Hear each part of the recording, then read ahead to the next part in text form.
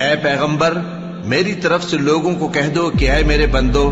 جنہوں نے اپنی جانوں پر زیادتی کی ہے، اللہ کی رحمت سے نا امید نہ ہونا۔ اللہ تو سب گناہوں کو بخش دیتا ہے، بے شک وہی تو ہے بڑا بخشنے والا، بڑا مہربان۔ اور اس سے پہلے کہ تم پر عذاب آ واقع ہو، اپنے پروردگار کی طرف رجوع کرو اور اس کے فرما بردار ہو جاؤ، ورنہ بعد میں تم کو مدد نہیں ملے گی۔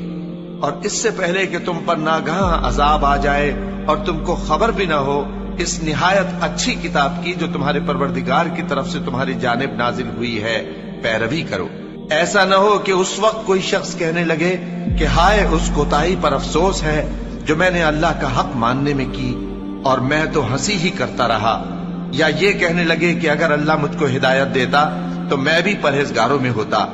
یا جب عذاب دیکھ لے تو کہنے لگے کہ اگر مجھے پھر ایک دفعہ دنیا میں جانا ہو تو میں نیکوکاروں میں ہو جاؤں۔